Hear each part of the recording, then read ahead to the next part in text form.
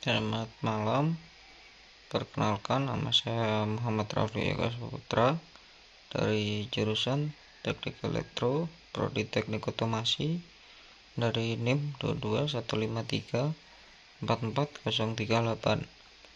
Di sini saya akan mempresentasikan tentang remedi saya yang disuruh membuat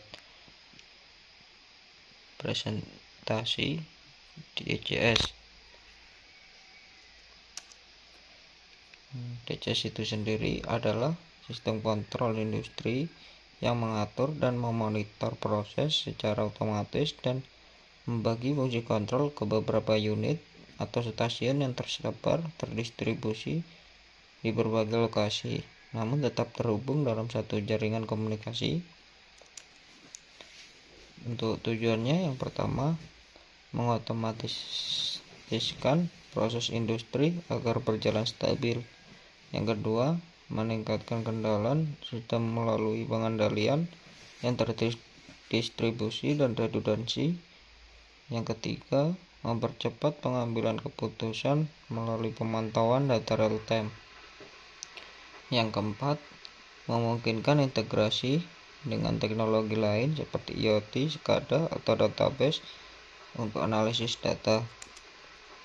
Untuk fungsi itu sendiri, yang pertama, mengontrol proses industri secara otomatis, mengatur variabel proses, suhu, tekanan, aliran, level kecepatan sesuai set point yang ditentukan, menjaga stabilitas proses meski terjadi perubahan beban atau kondisi lingkungan.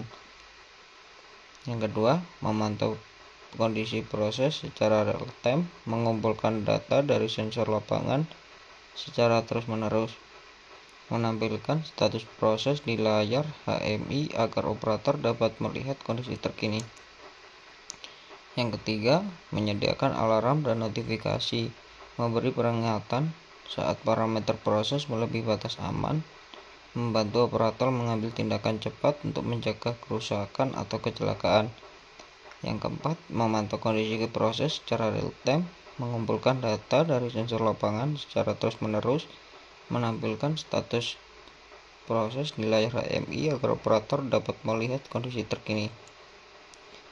Untuk komponen DCS itu sendiri, yang pertama, power supply, memberikan daya pada semua perangkat DCS, biasanya dilengkapi UPS uninterruptible power supply untuk mencegah gangguan listrik. Yang kedua, ada PLAN network atau communication system, media komunikasi antar komponen DCS, control HMI, engineering station, menggunakan protokol industri seperti Internet IP, Modbus, Profibus, Foundation, Fieldbus. Yang ketiga, controller process control unit atau CPU, otak dari DCS yang menjalankan logika kontrol, mengolah data dari sensor, dan mengirim perintah ke aktuator. Biasanya terletak dekat dengan proses untuk mengurangi keterlambatan sinyal. I/O modus, input atau output modus, input modus menerima sinyal dari sensor, misalnya suhu, tekanan, aliran. Output modul mengirim sinyal perintah ke aktuator, misalnya katup motor. Terdapat tipe analog 4-20 mA, 0-10 volt, dan digital on off. Ini adalah contoh alatnya. Controller proses control unit, fungsi mengolah data dari sensor, menjalankan logika kontrol, dan mengirim perintah ke aktuator untuk menjaga proses set point. Analog input modul berfungsi menerima sinyal analog, misalnya 4-20 mA, dari transmitter seperti sensor suhu, tekanan, atau aliran, lalu mengubahnya menjadi data digital yang biasa diproses oleh controller.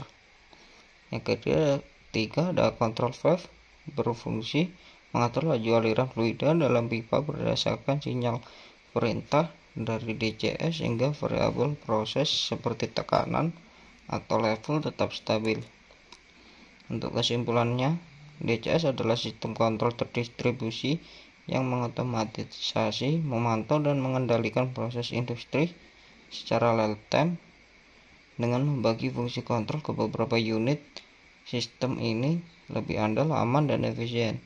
DJS digunakan di berbagai industri dan mendukung integrasi teknologi modern seperti IoT dan SCADA, sehingga menjadi solusi penting bagi kebutuhan industri masa kini dan masa depan. Terima kasih.